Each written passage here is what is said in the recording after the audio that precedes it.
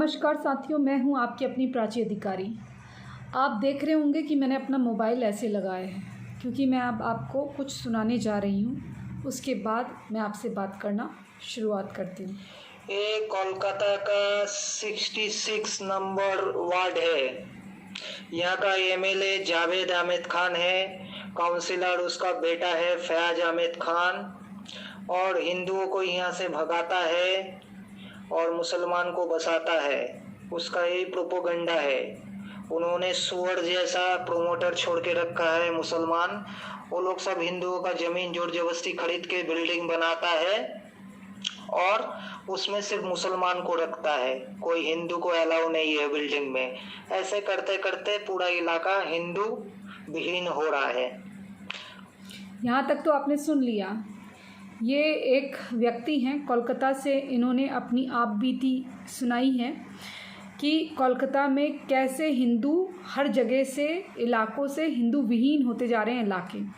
हो ये रहा है कि इलेक्शन हुए तो इलेक्शन का रिज़ल्ट आए तो एक दो महीने बीत चुके हैं, एक आध महीना बीत चुका है, लेकिन हो क्या रहा है कि जो हिंदुओं की जो त्रासदी है, जो त्राहम उनके जीवन में जो एक सैलाब सा आया है दुखों का, वो कम होने का नाम नहीं ले रहा है। ना ही हिंदुओं पे अत्याचार कम होने का नाम ले रहे हैं।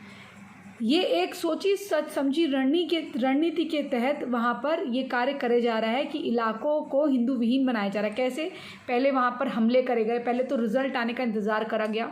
रिज़ल्ट जब आया उनको पता था कि उनके प्रवक्ता जब टीवी में बोल रहे थे कि आप देख लीजिएगा खेला होबे कैसा होबे, या आप देख लीजिएगा, क्योंकि एक व्यक्ति टीएमसी का वहाँ खड़ा था और लोगों को डराया धमकाया जा रहा था। जो गरीब जनता वहाँ जाती थी, वहाँ पर एक टीएमसी की औरत खड़ी होती थी, बाकी घात लगा के जिहादी खड़े होते थे। अगर कोई औरत वहाँ पर किसी और को वोट देने के लिए आवाज़ उठाए तो उसका बच्चा छीन लेंगे। इतनी सारी चीज़ें मैंने आपको घटनाएं पहले बताई थी। जिन्होंने वीडियो नहीं देखा मैं उनको बता देती हूँ कि एक औरत का, जिसने बीजेपी को वोट दे रही थी, तो उसका पोलिंग बूथ से बच्चा तक छीन लिया था उसके हाथ से। तो ऐसे उसको मजबूर करा गया कि तू टीएमसी को ही वोट दे। तो इस तरीके की वहाँ घटनाएं हुई और हाथ में लेकर आए, जो गोलियां चली उसमें ये 3-4 जिहादी मर गए। इसलिए मरे क्योंकि ये वहाँ पर पुलिस पे गोलियां और पत्थर चला रहे थे, जो केंद्र सुरक्षा बल के जवान थे, इसलिए हुआ था ये सब। लेकिन उसका ये लोगों ने 4 मरे का बदला ऐसे लिया, उन 4 जिहादियों का, जिनका हमारे देश से कुछ लेना देना नहीं है। वो कुत्ते की मौत मरे, वो सुअर की मौत मरे, वो क्योंकि वो देश को देते क्या हैं। तो अब हो ये रहा है कि वहाँ पर एक एमएलए है, 66 वार्ड की घटना बता रहे हैं कि त्रिजला एक जगह है, वहाँ पर उसके बगल में ही 66 वार्ड है। उस वार्ड में जावेद अहमद खान वहाँ का एमएलए है, उसका बेटा फैज़ अहमद खान वहाँ का काउंसलर है। अब वो क्या कर रहा है कि उसने प्रमोटर्स छोड़े हैं, यानी कि प्रमोटर्स एक्चुअली प्रॉपर्टी डीलर्स हैं, उनके कुछ गुंडे हैं, उनको वो प्रमोटर कह रहे हैं उनकी लैंग्वेज में। तो वहाँ उन्होंने प्रमोटर छोड़ के वो वहाँ आते हैं, हिंदुओं की ज़मीनें जोर ज़बरदस्ती से उनको डरा के धमका के उनकी ज़मीनें छीन लेते हैं, उनसे रजिस्ट्री कराते हैं औने पौने दामों में, फिर वहाँ पर बिल्डिंग खड़ी करते हैं। बिल्डिंग खड़ी करने के बाद उस बिल्डिंग में एक भी मकान, एक भी फ्लैट हिंदुओं को नहीं दिया जाता। वो अपने लोगों को बसा रहे हैं, अपने लोग यानी कि मुसलमानों को बसा रहे हैं।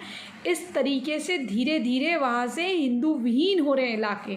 अब आप समझें, आगे मैं फिर आपको आगे की बात सुना रही हूँ।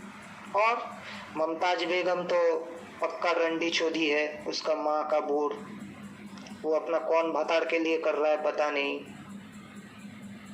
तो कुछ हिंदुओं का गलती भी है, 100%। ज़्यादातर हिंदू दोगला है, अपना धर्म और देश का साथ गद्दारी करता है।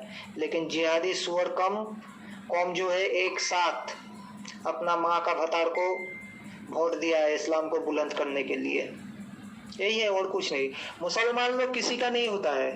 याद करके देखो, वीर सावरकर जी ने मुसलमान को पूछा था, तुम लोग गांधी जी का साथ हो फिर भी गंदा काम करते हो? तो मुसलमान लोगों ने बोला था, हम गांधी जी के साथ नहीं है, गांधी जी हमारा साथ है।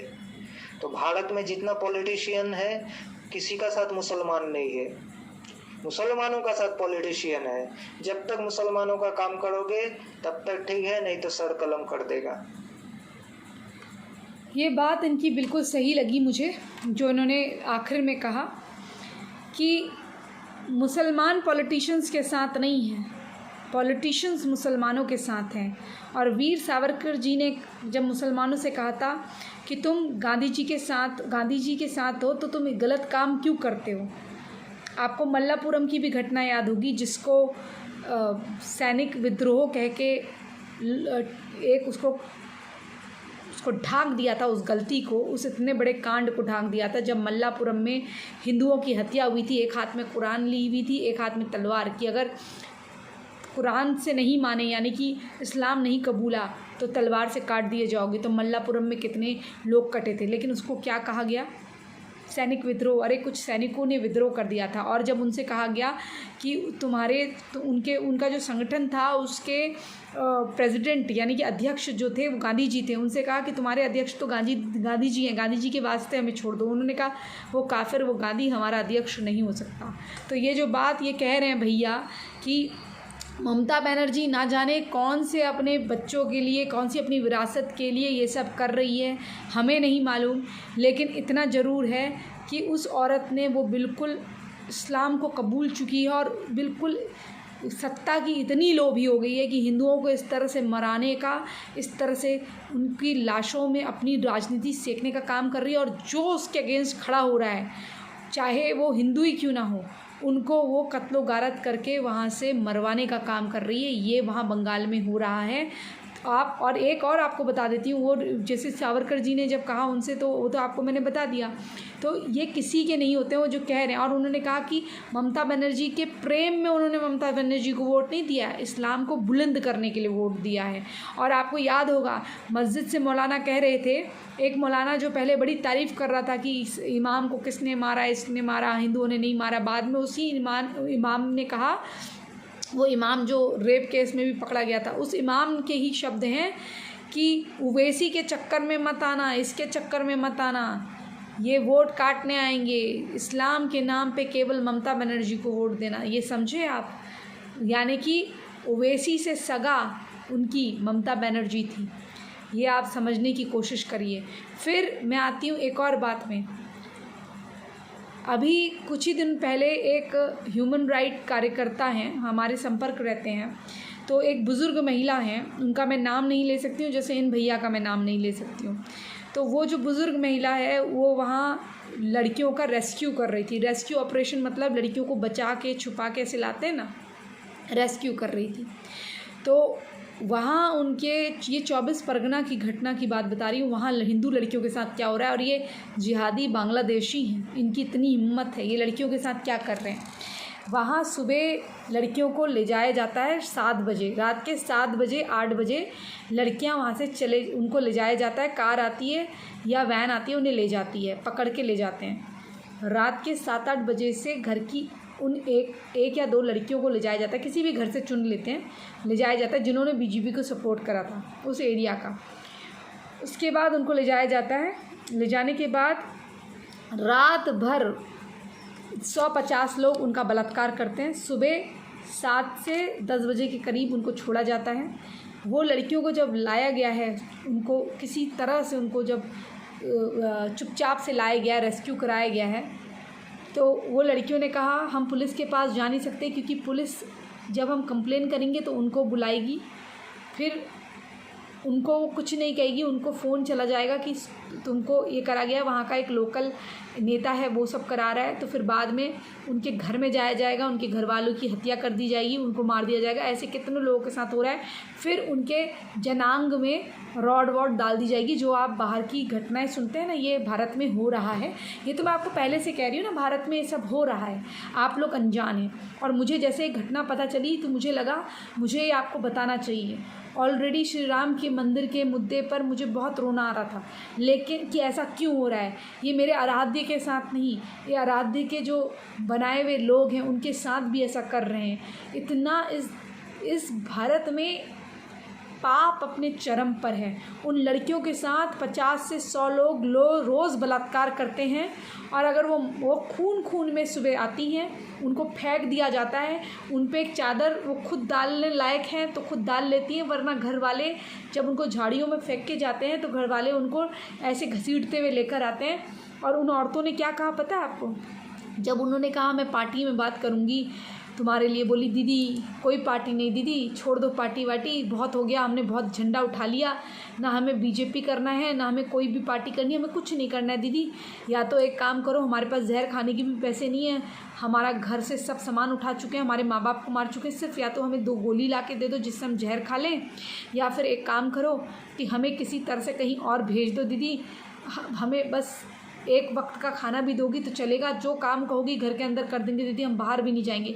वो इतना डरे हुए हैं, पार्टी नहीं, कोई पार्टी नहीं, कोई संगठन नहीं, हमें कुछ नहीं करना, हमसे बहुत बड़ी गलती होगी, हमसे बहुत बड़ी गलती होगी। वो आप ये सोचिए, इतनी डरी हुई वो लड़कियां हैं, वो कितनी बड़ी बात कह रही हैं। पुलिस के पास जाएंगे तो पुलिस उन्हीं को फ़ोन करेगी, वो अगर आ गए तो यहाँ आने से पहले, पुलिस स्टेशन आने से पहले वो घर में लोगों का कत्ल करके आएंगे, पंखे तक काट के आते हैं वो लोग। तो मैं भारत सरकार से एक निवेदन करती हूँ, अभी भी देर नहीं हुई है, ममता बनर्जी को तुरंत राष्ट्रद्रोह का मुकदमा लगाया जाए और इस बंगाल के 3-4 टुकड़े करके इसमें शुभेंदु अधिकारी को एक जगह का चीफ मिनिस्टर बनाया जाए जहां हिंदू चैन से रह सकें। इस ममता बनर्जी जिहादन जो आज इनके नाम पे उछल रही है, जैसा कि भैया साफ कह रहे हैं कि नेता मुसलमान नेताओं के साथ नहीं, नेता मुसलमानों के साथ हैं, वो इस्लाम के नाम पे वोट देते हैं, और जिस दिन वो नेता उनकी नहीं मानोगे, जब तक उनकी मान रहे सही है, जब उनकी नहीं मानोगे तो सर कलम कर देंगे। तो आप ये सोचिए, ममता बनर्जी को उनके साथ वहीं मरने दें और जल्दी एनआरसी और ये जो कानून है हमारे बाकी बचे हुए, इन सब को लाकर छटाई हो। और अगर ममता बनर्जी थोड़ा सा भी इधर उधर करें तो इन पर राष्ट्रद्रोह का मुकदमा तो मैं कहती हूँ अभी लगना चाहिए, और राष्ट्रपति शासन वहाँ लगना चाहिए। बहुत स्थिति ख़राब है, हमें ये खबरें नहीं आती हैं, लेकिन ये खबरें लोगों के माध्यम से आ रही हैं, मैंने आपको सुना दिया है। दोस्तों, प्रे करिए और हैशटैग चलाइए। मैं आपसे निवेदन करती हूँ, जनता की पावर बहुत बड़ी पावर होती है, अगर हम चाहें तो अपने हिंदुओं को बचा सकते हैं। ये कितना गलत हो रहा है। जंगल राज्य तो सुना था, तो दैत्य राज भी मैं कहूँ क्या, जिहादी राज्य हो रहा है वहाँ पर। आप सोचिए, उन इलाकों से उनको खाली कराया जा रहा है, ज़बरदस्ती उनकी लैंड बेची जा रही है, वहाँ पर वो मुसलमान खड़े कर लेते हैं, हिंदू देखो किसी को भी दे देता है। जहाँ मैं रहती हूँ ये विला का कंसेप्ट है, विला है यहाँ पर, और यहाँ का जो अग्रवाल है उसने 150-200 जो विला हैं एक दुबई के मुसलमान को बेच दी हैं। ये सोचे समझे तरीके से ये इस तरह से प्रॉपर्टी लेते हैं, इनके पास ये पैसा कहाँ से आता है। और 3 विला की जगह खरीद कर वहाँ पर मस्जिद बना दी है। रेजिडेंशियल विला कॉलोनी में कभी भी मस्जिद नहीं बनती, लेकिन यहाँ इन्होंने मस्जिद तक बना दी है। वो तो मैंने एक बार कंप्लेन कर दी कि बहुत ज़ोरों से आवाज़ आती है, तब वो थोड़ा कम हुआ, वरना एक रेजिडेंशियल इलाका जहाँ हिंदू रह रहे हैं मेजॉरिटी में, वहाँ पर इस मस्जिद का क्या था। तो ये हर जगह हो रहा है, ये आप अपनी आंखें खोलिए, जागरूक बनिए, और जैसे ये पहली नींव रखते हैं ना गटर की, उस गटर की इमारत की, तो पहले वहाँ पर रोक दिया करो कि हम यहाँ पर इतने लोग रहते हैं, हमें डिस्टर्बेंस होगा। और भूल के भी जब पप्पू शप्पू अपना नाम रजिस्ट्री के वक्त बताते हैं, घर लेने आते हैं, उस वक्त पहले ही इनके दस्तावेज़ देखा करो।